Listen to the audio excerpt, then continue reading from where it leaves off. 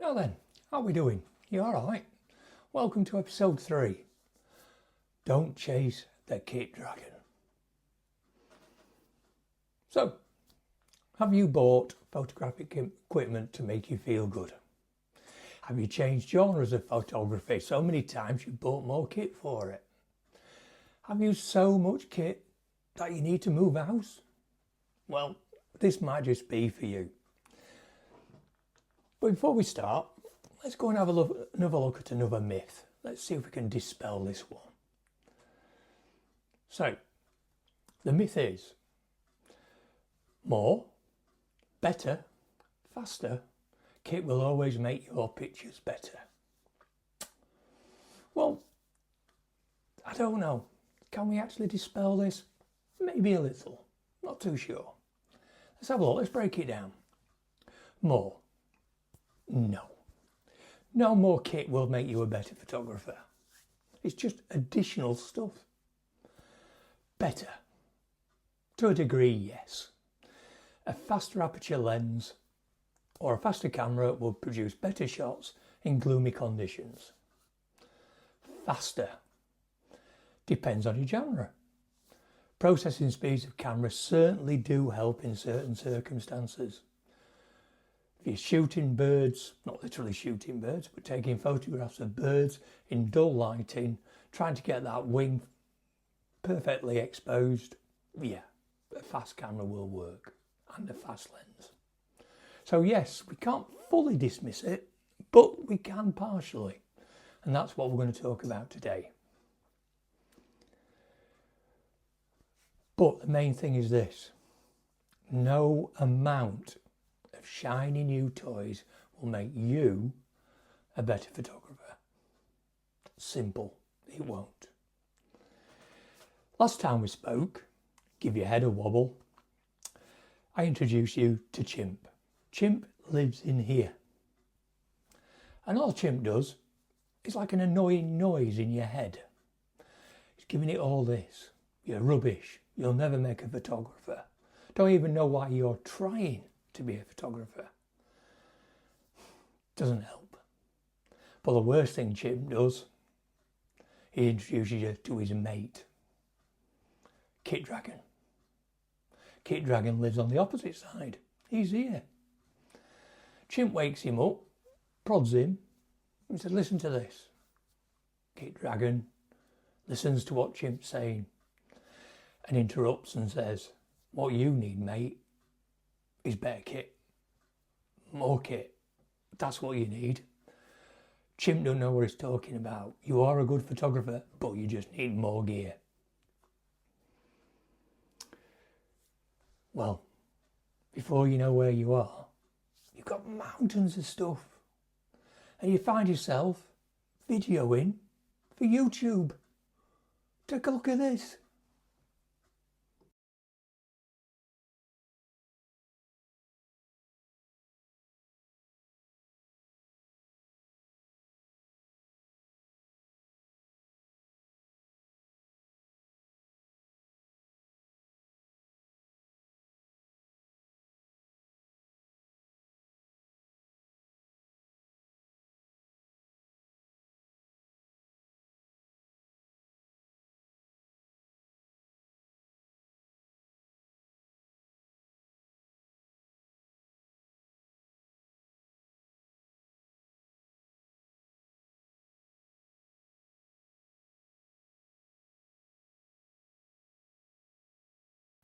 Wow, you don't realise how much stuff you've got until it's laid out in front of you.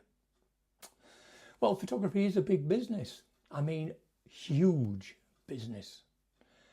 2024, the global market for photography equipment topped £126 billion.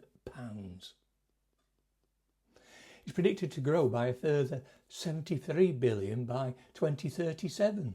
11 years. Fueling this is that myth we spoke about before, that you need high quality new camera gear to become a better photographer. We've already dispelled it. You don't. People spend far too much time and money on camera gear they simply do not need, when they could be focusing on becoming a better photographer. I am that person, or hopefully I was. I am now spending money on books and going to exhibitions. Books are brilliant, not how-to books, although they do have a place, but books by photographers for photographers, where you can follow their processes. You might not be able to emulate the photograph they took, but at least you'll understand how they got there and then transcribe that into what you do. Brilliant, simple, cheap. I also go to exhibitions. Just been to the Lee Miller one at the Tate.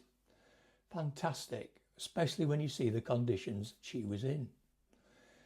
Well, all I can say is get yourself out there and have a look. All that photography kit I showed, I cannot fit into one bag or indeed a box. I select what I want to go out with my camera, think I've got everything, get to the place I'm taking the photographs, only to remember I've left something behind. Yeah, it's old age, I accept that, but it's equally annoying because I've got that much stuff, I get confused. Some photographers have gone right the other way and slim right down, and they can get everything they need into a sling bag. 6 litre sling bag, they've got the cameras, fixed camera, wallet, chargers, tripod, even a Kindle. And they manage perfectly well. It's totally changed their attitude towards photography. Trust me, I know that buzz we all get unboxing a beautifully machined new camera body or lens. There's a reason for videos of people unboxing camera kit. I've clocked up more than 25 million views on YouTube. The only view you should be bothered about is this one, to be perfectly honest, so don't forget to subscribe.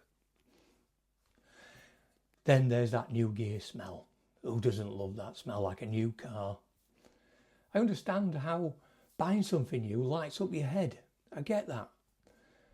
Dopamine, serotonin, endorphins are just a few of those happy chemicals that are released by your brain, by the kit monster. We all know what that means. It's a primitive neurochemical response specifically designed to help our kit survive in a far complex world. So, when was the last time you dropped a bucket full of cash on any piece of equipment that genuinely improved your photography, delivered the results you intended it to deliver, and took your photography to a whole new, interesting and different place? I asked this as somebody who chased a photography kit dragon and revelled in the dopamine hits and then experienced the lows afterwards. For many years before I came to all the above realisations, I am still a photographer who does it because he loves it, both the good and the bad days. Many of those pictures you will shoot will be rubbish. Don't worry about it. Even among the photography greats, this is perfectly normal. Nobody sees how many SD cards or CF Express cards these photographers go through. They have people to edit their photographs to take out all the rubbish ones. But some of those pictures you will be happy with, and a few of those you will absolutely love. And you'll do it by using your head, your heart and your eyes. Not by following, liking or subscribing, although subscribe again, but certainly not by buying more camera gear, because buying more gear is just feeding the machine. So what does that money machine eat? Youth, spontaneity, life, beauty and above all creativity. It eats quality. That's what William Burroughs says, so it must be right. Think back. When you first got into photography, you probably started out pretty simple. Maybe you started with an advanced point and shoot, or an SLR with the kit lenses. Brilliant. Photography seemed so simple back then, didn't it? You just took your lens and your camera out, put it on program, shoot, brilliant photograph taken. Then as your interest grew, things changed. You started buying more and more gear. All of a sudden, out of nowhere, you found yourself with mountains of camera gear, lenses, filters, flashes, memory cards. But is all this gear really worth it? Is it really necessary to achieve that end goal of just capturing light? Whenever you get new gear, you may just think about the cost in money. Can you afford it? That's a good question. Should you wait till the camera shop lowers its price? Yes. Let's face it, when you buy a new camera, it's an upgrade of a previous one. And sometimes that upgrade is not really worth having unless you're a professional. But you'll pay probably £500, £600 more than the one below or the one it's replacing. Is it really worth it to get a name brand, or should you buy off-brand? Look at lenses. Sigma, Tamron, amongst other ones. Absolutely spot-on lenses, and maybe a little bit more heavier, but they'll still do the same job, and you'll save yourself probably a third of the price.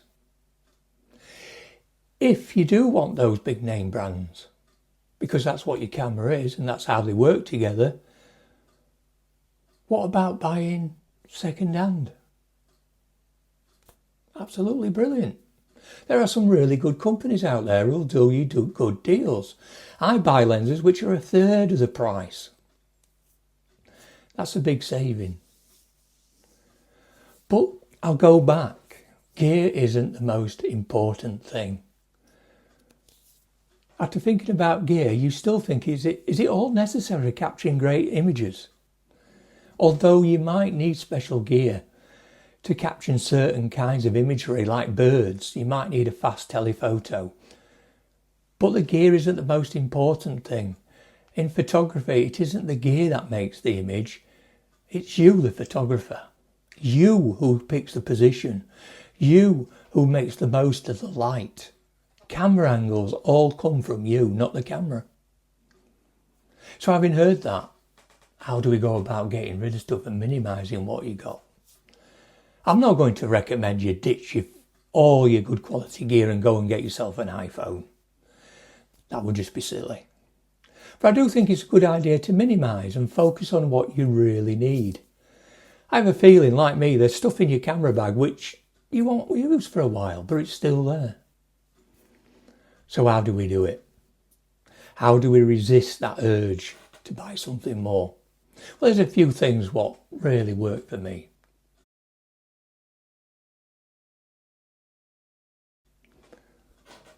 Keep a list.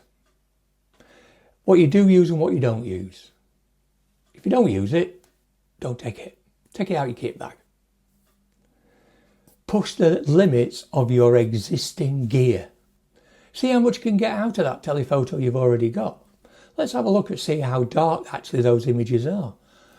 Could you make them better by using photo editing? It's a lot cheaper than a new lens. Focus on adding your knowledge. Get your books, get your magazines, get your videos. Watch what I'm doing. Be careful with your YouTube videos though. A lot of it is AI and it's not true. So just be careful what you watch and make your own minds up. Read blogs. Many photographers have blogs, which are really good. And some of them are ambassadors for the big brands. Watch their videos. See how they go about doing things. There is one particular good wildlife photographer who is a WEX ambassador. He puts it out there in a very down-to-earth way. Look out for him. Attend workshops or classes. Experiment again. Perhaps join a club. Now, it didn't work for me, but that doesn't mean to say it doesn't work for anybody. I found that they weren't really aimed at the beginner. I found they were too harsh in the criticism. They tended to look at the camera before they looked at me. And there was some bitchiness, which really shouldn't be there when we're all friendly and just trying to help one another out. So, there you are. Have a look at everything you have. But don't do out unless you're really sure. Otherwise, you're going to end up looking like me, with all my camera gear spread out on the floor. So next time, We're going out in the field. We're going to take what we've got and we're going to look at wildlife photography. We're going to get mucky. So don't forget, subscribe. Click my ugly mush up there. Click subscribe all the way through. You can re-watch it. Just click subscribe. So until next time, I'll see you.